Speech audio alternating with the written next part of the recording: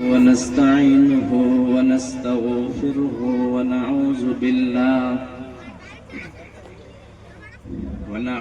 بالله من شرور أنفسنا ومن سيئات أعمالنا من يهدي الله فلا مضل له ومن يضلله فلا هادي له وأشهد أن لا إله إلا الله وحده لا شريك له وأشهد أن محمدا عبده ورسوله أما بعد فأعوذ بالله من الشيطان الرجيم بسم الله الرحمن الرحيم وقال الله تبارك وتعالى ولا تمش في الأرض مرحا إنك لن تخرق الأرض ولن تبلغ الجبال طولا وقال النبي صلى الله عليه وسلم الكبرياء ردائي والعظمة إزاري পথিকের বেশে হয়েছে তোমার এ ধরায় আগমন সব কিছু ফেলে চলে যাবে তুমি আসিলে মরণক্ষণ পথিকের বেশে হয়েছে তোমার এ ধরায় আগমন সব কিছু ফেলে চলে যাবে তুমি আসিলে মরণক্ষণ সাজ সকালে এত ছোটাছুটি কেন বা কিসের নেশায় সম্বল কিছু করোনা জোগাড় বসে আছো কার আশায় বিচারের দিনে পাশে দাঁড়াবে না বিচারের দিনে পাশে দাঁড়াবে না কেউ তো আপনজন পথিকের বেশে হয়েছে তোমার এ ধরায় আগমন সব কিছু ফেলে চলে যাবে তুমি আসিলে মরণক্ষণ উপস্থিত আজকের স্টেজের যোগ্যতম সভাপতি সাহেব এবং ওলামায়ে কেরাম, আমার সামনে বসে থাকা কচিকাচা স্নেহের ছেলেরা এবং পর্দার আড়ালে এক পাশে বসে থাকা আমার স্নেহের মা এবং বোনেরা, সর্বপ্রথম আমরা সেই মহান রব্বুল আলামিনের শুকর গুজার করি, তেনার নামাক হালালি করি, যেই রব্বুল আলামিন আমাদেরকে এই পৃথিবীতে মানুষ রূপী প্রেরণ করেছেন, তার মধ্যে আমাদেরকে ইসলামের মধ্যে পয়দা করেছেন। সেই মহান রব্বুল আলামিনের শুকর গুজার আমরা শেষ করতে পারবো না। তিনার শিখানো লাফজের দ্বারা দিয়ে আমরা তিনার প্রশংসাকে শেষ করে থাকি। সকলেই মুহাব্বতের সাথে পড়ুন আলহামদুলিল্লাহ। তারপরে তিনার প্রিয় হাবিব নবিকুলের শিরামণি রাহমাতুল্লিল আলামিন সাইয়্যিদুল মুরসালিন বিপ্লবী জননেতা মা আমিনার লাল, তিনি ইহকালের নবী, তিনি পরকালের নবী, যিনি হচ্ছেন সমস্ত নবীর নবী। সেই নবীর উপর হাজার হাজার দরুদ সালাম বর্ষিত হোক, শান্তির ধারা। আল্লাহুম্মা সাল্লি আলাইহি আল্লাহুম্মা বারিক আলাইহি। প্রিয় শ্রোতা বিন্দু, আমি আপনাদের সামনে কোরআনুল কারীম থেকে একটা ছোট্ট আয়াত পড়েছি এবং আল্লাহর রাসূলের হাদিস থেকে, হাদিসে কুদসি থেকে একটা হাদিস পড়েছি। এই হাদিস এবং কোরআনকে সামনে রেখে আজকের আমি সংক্ষিপ্ত সময়কে অতিবাহিত করব। আল্লাহ যেন আমাকে বলার তৌফিক দেয় এবং সেই সাথে মহান রব্বুল আলামিনের কাছে আমরা দোয়া রাখি, আল্লাহ আমাকে এবং আপনাদেরকে সেই কথাগুলির উপরে শোনার চাইতে বেশি বেশি আমল করার তৌফিক এনায়েত করেন। সকলে পড়ুন আল্লাহুম্মা আমিন। মাইকম্যান ভাই, যদি আওয়াজটা একটু ভালো হয় তাহলে একটু ভালো করেন, এটা আপনার কাছে আবেদন। তাহলে কয়েকটা আমি আপনাদের সামনে পয়েন্টে পয়েন্টে কথা বলবো, আপনারা শুধু মনোযোগ দিয়ে শুনবেন। আমি মনে করি আমাদের সামনে আসছে রমজান মাস, এখন চলছে শাবান মাস। শাবান এবং রমজান সম্পর্কে আমি আমার ধারণাটা আমি বলছি, হতে পারে অনেকগুলি আলেম আপনারা শুনেছেন আলেমের মুখ থেকে অথবা শুনবেন। তাহলে আমি আজকে শাবান মাসের বা রমজান মাসের কোনো গুরুত্ব এবং ফজিলত সম্পর্কে আমি বলছি না। কয়েকটা আমাদের সমাজে ব্যাধি এখন বর্তমানে অনেক অনেক দেখা দিয়েছে, সে কয়েকটা জিনিস আমি পয়েন্ট টু পয়েন্ট কথাটি বলবো, শুধু আপনারা শুনবেন এবং শোনার পরে আল্লাহ যেন আমাকে এবং আপনাদেরকে আমল করার তৌফিক এনায়েত করেন। আমি আরেকবার পড়ি আল্লাহুম্মা আমিন। এবং আল্লাহ যেন আমাকে বলার তৌফিক দেয়, তাওয়াক্কালতু আলাল্লাহি ওয়া আলাইহি উনীব। এই বাবুরা, এদিকে ওদিকে দাঁড়িয়ে না থেকে জায়গা আছে ভাই, বসে যাও, বসে যাও। আমি কয়েকটা বেশি সময় নেব না, বাস 25 থেকে 30 মিনিটের মধ্যে আমি আমার বক্তব্যটাকে শেষ করব। আমি যে আপনাদের সামনে প্রথমে আয়াতটা পড়েছি, আমার বিষয় হচ্ছে আজকে অহংকার। কথাটা বুঝবেন, আমার বিষয় হচ্ছে আজকে কি বললাম, অহংকার। আমরা পৃথিবীতে মানুষ বসবাস করি 850 কোটি, আনুমানিক ভাবে 850 কোটি মানুষের ভিতরে আল্লাহ তাআলা দুটা চরিত্র দিয়েছেন। সে হিন্দু হোক, মুসলিম হোক, খ্রিস্টান হোক, আর কোন ধর্মের হোক না কেন, প্রত্যেকটা মানুষের ভিতরে দুটা কোয়ালিটি রয়েছে, দুটি ব্যবহার রয়েছে। একটা হচ্ছে ভালো চরিত্র, একটা হচ্ছে মন্দ চরিত্র। আল্লাহ তাআলা ভালো চরিত্রকে পছন্দ করেন, মন্দ চরিত্রকে পছন্দ করেন না। ভালো চরিত্র বলতে কি বুঝায়? একটা লোক 5 ওয়াক্তের নামাজ পড়ে, কোনোদিন মিথ্যা কথা বলে না, কোনোদিন মানুষের ওপরে বদনাম দেয় না, মানুষের গীবাত করে না, কোন মহিলাকে বদনাম দেয় না। এগুলো হচ্ছে কি ভালো চরিত্র। এই চরিত্রটা আল্লাহ তাআলাকে পছন্দনীয়। আবার আরেকটা চরিত্র হচ্ছে মন্দ চরিত্র। একটা লোক কথায় কথায় মিথ্যা কথা বলে, একটা মানুষকে ফাঁদে ফেলতে পারলে তার মনটা বড্ড ভালো হয়ে যায়। কোন মানুষকে কিভাবে বিপদে ফেলা যায়, কোন মানুষের গীবাত কিভাবে করা যায়, কোন মানুষের নামে বদনাম কিভাবে দেওয়া যায়, মানুষকে সামান্য কথাতে হাত চালিয়ে দেয়, মুখ চালিয়ে দেয়, এই চরিত্রগুলো হচ্ছে মন্দ চরিত্র। এই চরিত্রগুলো কিন্তু আল্লাহ তাআলাকে পছন্দনীয় নয়। তার মধ্যে আজকে যেটা আমি আপনাদের সামনে বিষয় রেখেছি, এটা হচ্ছে অহংকার। এই অহংকার চরিত্রটা কোন মানুষের ভিতরে যদি থাকে, তাহলে এর চাইতে আর জঘন্য চরিত্র আর পৃথিবীতে নেই। কোন একজন চুগলখোর, কোন একজন মিথ্যাবাদী, আল্লাহ তাআলা একজন মিথ্যাবাদীকে যত তাড়াতাড়ি ক্ষমা করে দিবেন, একজন চুগলখোরকে আল্লাহ তাআলা যত তাড়াতাড়ি ক্ষমা করবেন, একজন অহংকারীকে কিন্তু আল্লাহ তাআলা অত তাড়াতাড়ি ক্ষমা করবেন না। কেন করবেন না? কারণটা কি এবার বলছি আমি আপনাকে। আল্লাহর নবী বলছেন, আল কিবরিয়াউ রিদাই ওয়াল আজমাতু ইজারি।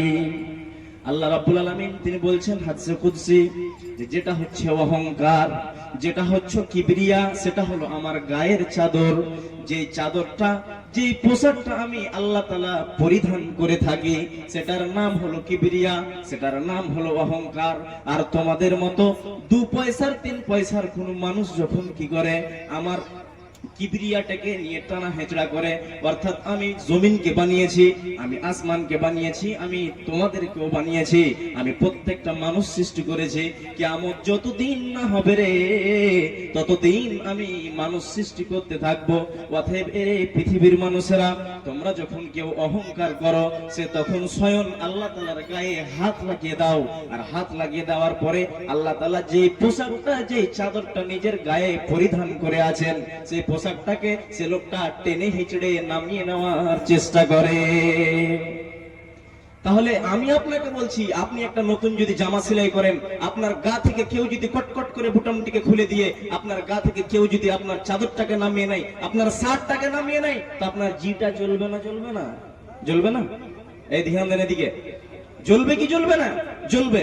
তো আপনি একজন সাধারণ মানুষ হয়ে যদি আপনার গা থেকে যদি কেউ যদি আপনার জামাটাকে নামিয়ে নেয়, তাহলে আপনার যদি জি জ্বলে যায়, তো আল্লাহ তাআলা তো আমাদেরকে সৃষ্টি করেছেন, তিনি হচ্ছেন পালনকর্তা, এতটা পৃথিবীকে তিনি সৃষ্টি করেছেন, চালাচ্ছেন, তো তিনার মনটা জ্বলবে না? আপনার কি বলছেন? আপনাদের মনটা একটু আওয়াজ দিয়ে বলেন, জ্বলবে না? জ্বলবে না? জ্বলবে। তাহলে বুঝতে পারছেন যে অহংকারটা কত বড় অপরাধ? বুঝতে পারছেন? এবার আপনি বলবেন, অহংকার আমাদের ভিতরে কি আছে? কি অহংকার আছে জীবনী সাহেব, একটু বলেন তো। আমি বলছি আপনাকে, সময় সংক্ষিপ্ত, অথচ আমি আপনাকে পয়েন্ট টু পয়েন্ট কয়েকটা কথা বলছি। যদি মানুষের ধন বেশি হয়ে যায়, মাল বেশি হয়ে যায়, তাহলে মানুষের অহংকার বেড়ে যায়।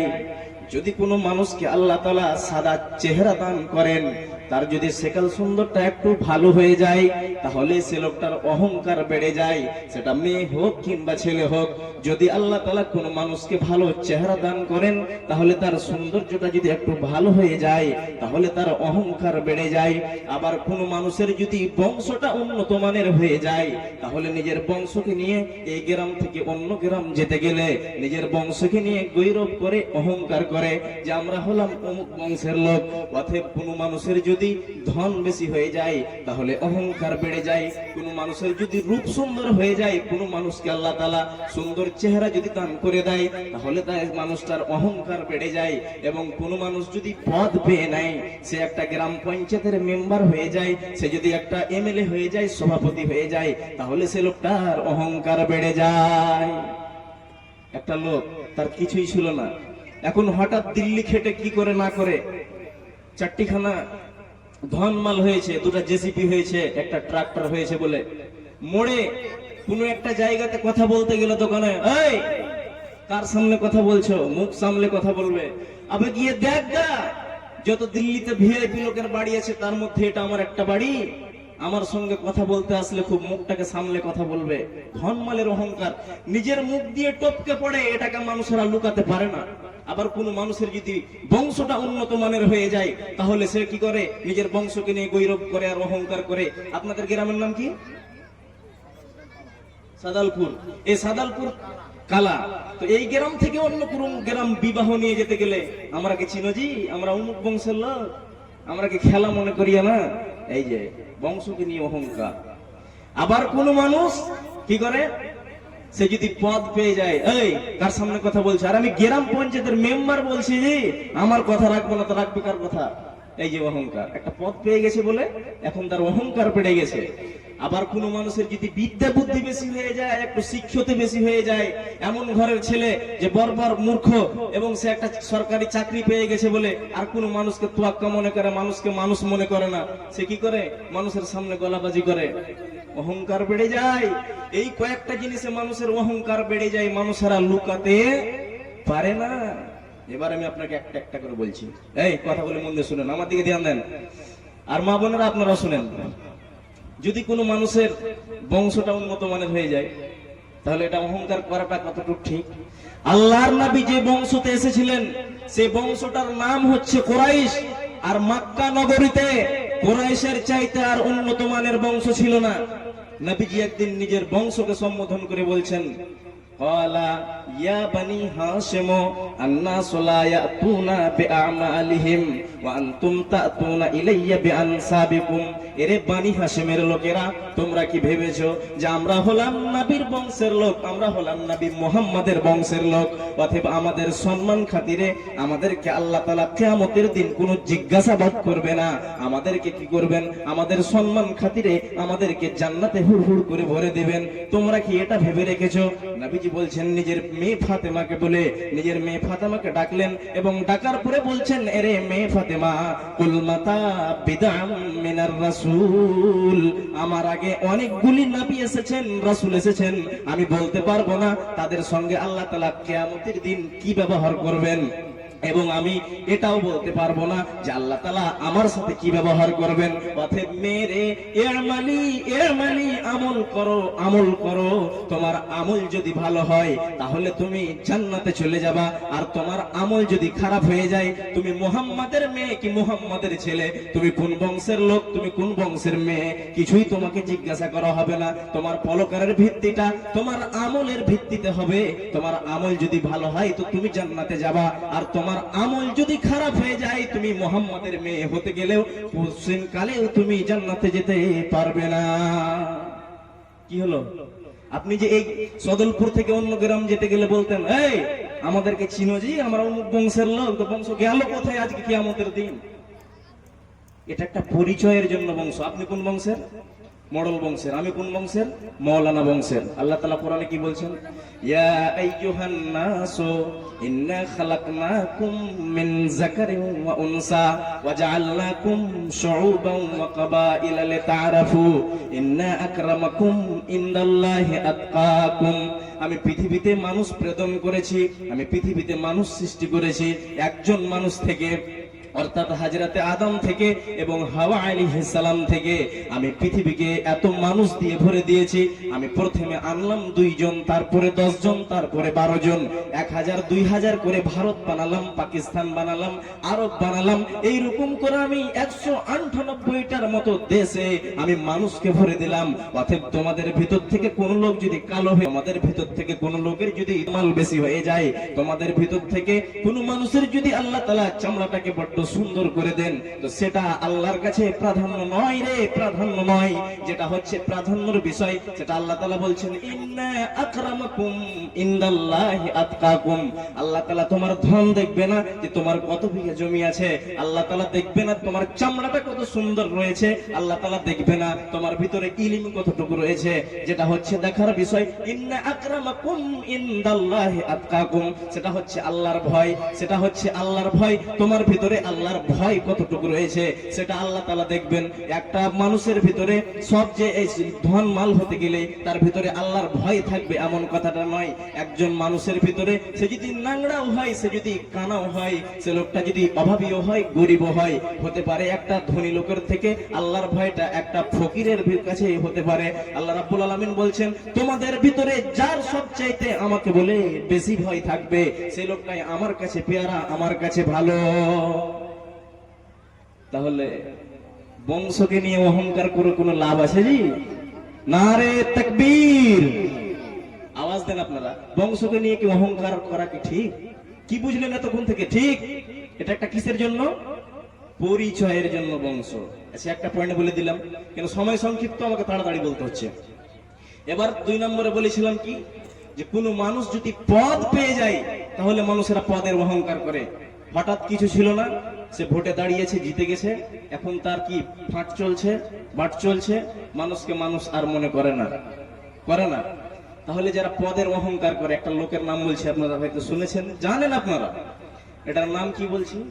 ফেরাউন। ফেরাউনের নাম শুনেছেন আপনারা? শুনেছেন। তাহলে ফেরাউন নিজেকে কি বলেছিল? আনা রাব্বুকুমুল আলা। নিজেকে খোদা দাবি করেছে, আমি তোমাদের রব। এবং এই ফেরাউন নবী মুসাকে যে কত জ্বালা যন্ত্রণা করেছে, আমি তো ঘটনাগুলি আর লম্বা করে আপনাকে বিস্তারভাবে বলতে পারছি না, কেন সময় সংক্ষিপ্ত, তার জন্য। তো আপনাকে আমি এটা শুধু বুঝিয়ে রাখছি, আপনাকে জানিয়ে রাখছি। আপনি দেখেন, এই লোকটা রাজত্ব করেছিল, এই লোকটা শাসন চালিয়েছিল, এই লোকটার কাছে পাওয়ার কতটুকু ছিল, কিন্তু আল্লাহ তাআলা কি করেছেন? হাত্তা ইজা গারাকাহু, এই লোকটাকে কি করেছিলেন আল্লাহ তাআলা? নীল নদে ডুবিয়ে মেরেছিলেন। নীল নদে তাকে ধূলিসাৎ করে দিয়েছিল, তাকে নিস্ত নাবুদ করে দিয়েছিল। বড় তো নেতা ছিল। আবার একটা নেতার নাম বলছি, হযরত উমর ফারুক রাদিয়াল্লাহু আনহু। চিনেন আপনারা? এই অর্ধেকটা পৃথিবীর প্রেসিডেন্ট ছিলেন, অর্ধেকটা পৃথিবীর তিনি খলিফা ছিলেন, তিনি খেলাফতি করেছেন। এবং হযরত উমর তিনি কেমন নেতা ছিলেন আপনি শুনেন।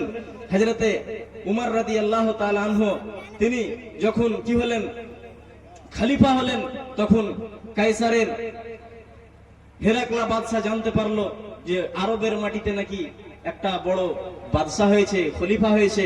তো এই খলিফা অনেক সাধারণ জীবন যাপন করে, তার জন্য একটা লোককে পাঠিয়ে দিল হযরতে উমরের কাছে। হযরতে উমরের কাছে পাঠিয়ে দিলেন এবং হযরতে উমরের দেশে এসে বলছেন, হাগো আপনাদের এখানে খলিফাকে? তো একজন সাহাবী বলছেন, এই যে দেখছেন আমাদের এই একটা গাছের তলে শুয়ে আছেন, এই যে সাদামাটা মানুষটা, ইনি হলেন আমাদের খলিফা। দেখি তো বাবা, কি কাণ্ড! আমাদের খলিফা, আমাদের সর্দার হেরাকলা বাদশা, সে কি করে এত উঁচাতে সে গদ্দির উপরে শুয়ে থাকে। আর এটা আজব একটা কথা যে একজন খলিফা হয়ে একটা গাছের নিচে সাদামাটা মানুষের মতো শুয়ে আছে। কবি নজরুল তিনি কি করছেন, কবিতা লিখছেন, হেরে পশ্চাতে চাহি তুমি চলিয়াছ রুদ্রদগ্ধ দুর্মরূপত বহি, জেরুজালেমের কেল্লা যেথায় আছে অবরোধ করি, বীর মুসলিম সেনাদল তব বহুদিন মাস ধরে দুর্গের দ্বার খুলিবে তাহারা বলেছে শত্রু শেষে ওমর যদি গো সন্ধিপত্রে স্বাক্ষর দেয় এসে হায়রে ওয়াদেক দারার মালিক আমিরুল মুমিনিন শুনেছে খবর একাকি উষ্টে চলেছে বিরামহীন সাহারা পরায়ে ঝুলিতে দুখানা শুকনো খুব জরুটি একটু মশুকে একটুকু পানি খুরমা 2-3 মুঠি প্রহরী বিহীন সম্রাট চলে একা পথে উঠে চড়ি চলেছে মাত্র একটি ভিত্ত উষ্টে রশি ধরে মরুর সূর্য ঊর্ধ্ব আকাশে আগুন বৃষ্টি করে সে আগুন তাতে খাইসম ফুটে বালুকা মরুর পরে কিছু দূর যেতে উঠ হতে নামিয়া কহিল ভিত্ত ভাই পেরেশান বড় হয়েছ চলিয়া এইবার আমি যাই উটের পিঠে তুমি অগ্রে গিয়ে উঠে বসো উঠে তপ্ত বালুতে চলি যে চরণে রক্ত উঠেছে ফুটে ভিত্ত দস্ত চুমিয়া কাঁদিয়া কহিল ওমর কেমনে আদেশ করো তুমি গোলাম রহিবে উটের পিঠে আরাম করে বসি আর খলিফা হাঁটিয়া যাবে ধরেছে উটের রশি খলিফা হাসিয়া বলে তুমি জিতে গিয়ে বড় হতে চাও ভাইরে এমনই চলে রোজ কিয়ামতে আল্লাহ যেদিন কহিবে ওমর ওরে করিনি মুসলিম যাহার খলিফা তোর সুখ তরে তরে কি দিব জবাব কি করিয়া মুখ দেখাবো রসুলের ভাই তুমি আমাদের প্রতিনিধি শুধু মোর অধিকার নাই আরাম সুখের মানুষ হইয়া নিতে মানুষের সেবা ইসলাম বলে সকলে সমান কে বড় ক্ষুদ্র কেবা হযরত ওমর তিনি কি করছেন নিজের নিজের যে চামটাচা রয়েছে হযরত আসলামা ওনাকে বলছেন যে আসলামা তুমি যে যাচ্ছ এই এত মরুভূমিতে আর তুমি শুধু উটের রশি ধরে হাঁটবে আর আমি খলিফা বলে আমি রাজা বলে আমি এমএলএ এমপি বলে আমি কি করব এই উটের উপরে চড়ে চলবো আর তুমি আমার কি গোলাম বলে তুমি এত তপ্ত বালুতে চলবে এটা কখনো নয় তুমি আমাকে আল্লাহর সামনে জবাবদিহি করিও না তাহলে হযরত ওমর কেমন নেতা ছিলেন এইরকম নেতা হতে হবে তাহলে হযরত উমরের মতন আপনার ফজিলত হবে আর যদি ফেরাউনের মতন হয় তাহলে বরবাদ হয়ে যেতে হবে তুলিসাত হয়ে যেতে হবে নিস্তনাবুদ হয়ে যেতে হবে তাহলে আমরা যে পদকে নিয়ে নিজের স্ট্যাটাসকে নিয়ে আমরা নিজের পদ পেয়ে যেতে গেলে যে অহংকারটা দেখাই এটা কি ঠিক বলেন আপনারা এটা কি ঠিক নয় এটা আল্লাহ তাআলা সাময়িক ভাবে আপনাকে দিয়েছেন আমাকে কাল দিতে পারে কেন যে আল্লাহ তাআলা সময়কে পরিবর্তন করতে পারেন একজন গরিব লোককে বড় লোক বানিয়ে দিতে পারেন একজন বড় লোককে গরিব বানিয়ে দিতে পারেন তাহলে পদ পেয়েছেন বলে ভালো কথা এটা অহংকারের বস্তু নয় এবার আমি আপনাকে বলছি কিছু লোক ধন মালের অহংকার করে এটা কিন্তু বাস্তব না আপনারা একটা মাথা ঝুঁকান না গো খুব কি মানে হয়ে আছেন নাকি বলেন কিছু কথা কিছু লোক ধনমালের অহংকার করে কি করে না করে তাহলে ধনমালকে নিয়ে কতটুকু অহংকার করা ঠিক একজন লোকের নাম শুনেছেন আপনারা কারুন নবী মুসার যুগের লোক নাম শুনেছেন কারুন এই কারুনের কোনো ধন ছিল না মাল ছিল না এবং একটা বইয়ের ভিতরে আমি পড়েছি সত্য মিথ্যা আমি যাচাই করে দেখিনি বলতে পারছি না ওনার স্ত্রী বলছেন যে এই কারণের ধনমাল না থাকার কারণে এই লোকটা যে গোসল করবে একটা মানুষ তো গোসল করবে তো গোসল করতে গেলে একটা তো তাকে কাপড় চেঞ্জ করতে হবে তো দ্বিতীয় কোনো চেঞ্জ করার মতো তার কাছে কাপড় ছিল না এই লোকটা কি করতো যখন গোসল করতো একটা সমুদ্রে চলে যেত একটা নদীতে চলে যেত আর যাওয়ার পরে কিছুক্ষণ ডুবলো গিয়ে থাকতো আর থাকার পরে যখন তার কাপড়টা শুকাতো তখন সে এসে কাপড়টা পরতো এতটা গরিব ছিল কিন্তু এই কারণকে কেউ বুদ্ধি দিল যে তুমি যাও নবী মুসার কাছে নবী মুসা তোমাকে বরকত দোয়া দিবেন তোমার ধন হবে তোমার মাল হবে হযরত মুসা আলাইহিস সালাম তিনি বরকত দোয়া দিলেন এই লোকটার ধন হলো আর মাল হলো আর কত কিছু হলো এবং সূরা কাসাসের ভিতরে এই লোকটার ঘটনা এসেছে যে একটা বলিষ্ঠ জওয়ানের জামাত শুধু আর চাবির যে খাজানার তার যে গোডাউন রয়েছিল তার গোডাউনের চাবি দিয়ে নিয়ে বেড়াতো আর একটা বই যেটা বই আমি বললাম ওই বইটার ভিতরে 40 জনের কথা এসেছে তাহলে যদি একটা লোকের 40টা বলিষ্ঠ জওয়ানের জামাত যদি খাজানার চাবি ধুয়ে নিয়ে বেড়ায় তো আপনারা আন্দাজ করেন যে তার মাল কতটি ছিল বুঝতে পারছেন এতটি মাল হলো নবী মুসা বললেন যাও তো এই কারণের কাছে যাও কারণ তো একটা সময় গরিব ছিল এখন অনেক ধনমাল হয়েছে কারণকে গিয়ে বলো যে কিছু গরিবদের নামে কিছু ফকিরদের নামে কিছু দরিদ্র লোকদের নামে কিছু দেবে গিয়ে বলা হলো জোরে শাসানি দিয়ে বলছে ওয়ামা উতিতু আলা ইলমি ইনদি নবী মুসা বলে দিবে যে ধন দিয়ে দাও আর তোমার ঘোড়া দিয়ে দাও আর তোমার টাকা দিয়ে দাও আর পয়সা দিয়ে দেই আমি দিয়ে দিব এক দানা দিতে পারবো না দিল না দিয়ে নবী মুসাকে অহংকার দেখাতে বের হলো নিজের ঘোড়াকে আর খচ্চরকে সাজিয়ে উটের উপরে পালং সাজিয়ে খুরে রেশমের কাপড় লাগিয়ে বের হলো আল্লাহ তাআলা কোরআনে কি বলছেন ফাকাশাফনা বিহি ওয়া বিদারিহিল আরজ আল্লাহ রাব্বুল আলামিন কি করলেন, এই কারণের ফল বস্বরূপ কি করলেন, এই কারণকে জমিনের নিচে ভরে দিলেন।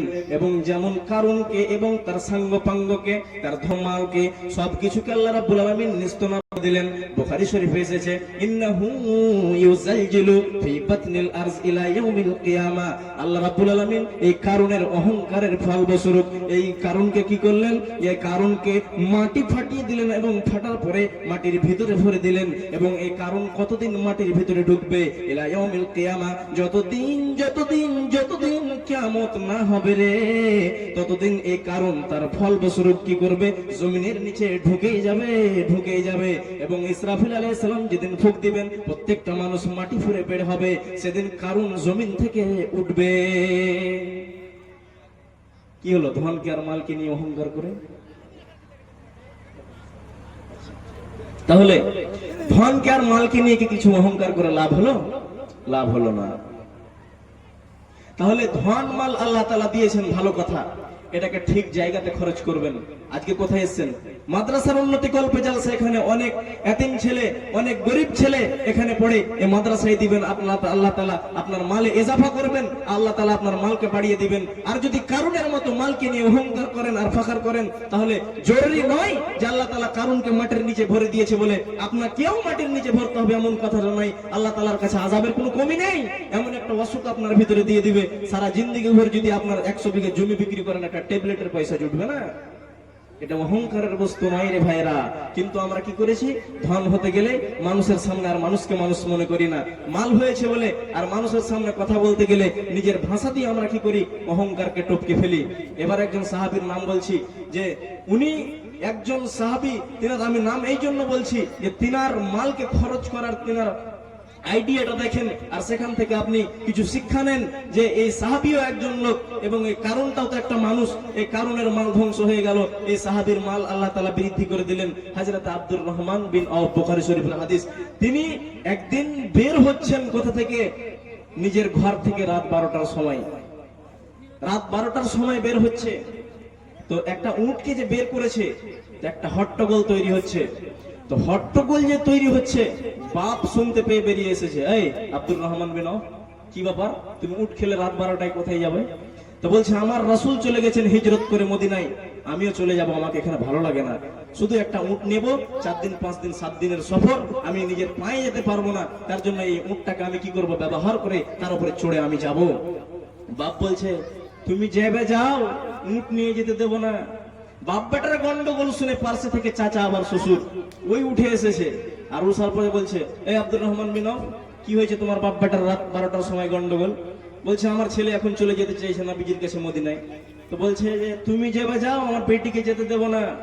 এই গন্ডগোল শুনে ভাইরা বেরিয়ে এসেছে, তুমি যাবে যাও, একটা ভাতিজা ভাতিজিগুলোকে যেতে দেব না। বাপ আটকে দিল উট, শ্বশুর আটকে দিল বাড়িওয়ালি, ভাইরা আটকে দিল ভাতিজাকে, এবং কিছুই দিল না। বললে, আব্দুর রহমান বিন আওফ, তুমি যদি যাও তাহলে তুমি খালি পায়ে যাও, তোমাকে আমি উট দিতে পারবো না। তোমার যদি এত চাওয়ার যদি ইচ্ছা জাগে, তাহলে তুমি সাপটা পায়ে চলে যাও। হযরত আব্দুর রহমান বিন আওফ নিজের 2 পায়ের গাড়িতে করে তিনি হাঁটতে লাগলেন। 4 দিনের 5 দিনের সফরকে শেষ করে দিয়ে তিনি যেমন মসজিদে নববীর ভিতরে তিনি উঠলেন, রাসূল সাল্লাল্লাহু আলাইহি ওয়াসাল্লাম হযরত আব্দুর রহমান বিন আওফের উস্কো খুস্কো চেহারা দেখে, আব্দুর রহমানের চেহারা দেখে বললেন, আব্দুর রহমান বিন আওফ, তোমার এই অবস্থা কেন? তুমি কি সফর করে এসেছো? হযরত আব্দুর রহমান বিন আওফ বললেন, জি। আল্লাহর রাসূল বললেন, তোমরা কি কেউ আছো যে আব্দুর রহমান বিন আওফকে তোমরা ভাই বানিয়ে নেবে? একজন সাহাবী দাঁড়ালেন আর বললেন, আমি ভাই বানিয়ে নেব।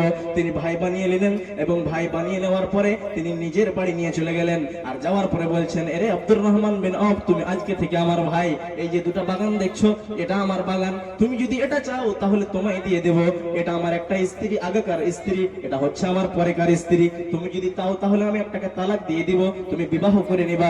হযরত আব্দুর রহমান বিন আওফ তিনি কোনো কথা বললেন না, কোনোই কথা বললেন না। এটা নেব, এটা নেব, এই বাগানটা নেব, এই স্ত্রীটা নেব, তিনি কোনোই কথা বললেন না। শুধু একটা শব্দ বললেন, বুখারীর এবারতে আছে, দুল্লানি আলা সুকিন, হে আমার ভাই, আমার লাগানো ভাই, আমি ব্যবসা খুব ভালো বুঝি, আমি ব্যবসার টেকনিক জানি, অতএব তুমি আমাকে একটা বাজার দেখিয়ে দাও। আমাকে বাগান দেখায়ও না, তুমি আমাকে স্ত্রী দেখায়ও না, তুমি আমাকে শুধু একটা দুল্লানি আলা সুকিন, একটা বাজার দেখিয়ে পাঠিয়ে দাও, কারণ আমি ব্যবসা অনেক বুঝি, সেখান থেকে আমি আমার রুজি রুটির ব্যবস্থা করে নেব।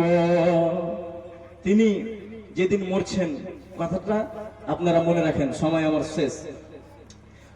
শেষ। এই জন্য আমি শর্টকাটে বলছি যে তিনি এই যে মক্কা থেকে চলে গেলেন, তার বাপ তাকে উট দিল না, শ্বশুর তাকে বেটি দিল না, ভাইয়েরা তাকে ভাত একটাও ছেলে পেলে নিয়ে যেতে দিল না, নিজের খালি পায়ে রাসূলের প্রেমে তিনি চলে গেলেন কোথায়? মদিনায়। তো তিনি কি কিছু সাথে করে নিয়ে গেছিলেন? জাননি। কিন্তু এই লোকটা যেদিন মরছেন, তিনি যে এই লোকটার ভাগ্যক্রমে তার চারটা স্ত্রী হয়েছিল, তো চারটা স্ত্রীকে 10,000 করে ঘোড়া এবং 10,000 করে দুম্বা এবং কতটি সোনার দিনার এখন আমার মনে আসছে না, তিনি অনেক সোনার দিনার তিনি দিয়ে বন্টন করে তিনি মারা গেছেন। তাহলে এই লোকটাও তো একটা মানুষ, ধনকে এবং মালকে এই লোকটা খরচ করতে জেনেছে যে কোথায় খরচ করতে হবে, কোথায় দিতে হবে। তার জন্য আল্লাহ তাআলা এই লোকটার ধনে এবং মালে নিজের খালি পায়ে তিনি চলে গেছিলেন কোথায়? মদিনায়, কিছু নিয়ে যাননি। কিন্তু আল্লাহ তাআলা এত ধনের এবং মালের তিনাকে ভান্ডার দিয়ে দিয়েছিলেন, তিনি জেনেছিলেন যে কোথায় খরচ করতে হবে। এই আব্দুর রহমান বিন আওফ, বুখারী শরীফের হাদিস, তিনি একজন এত সাজা এবং মোটা মানুষ ছিলেন।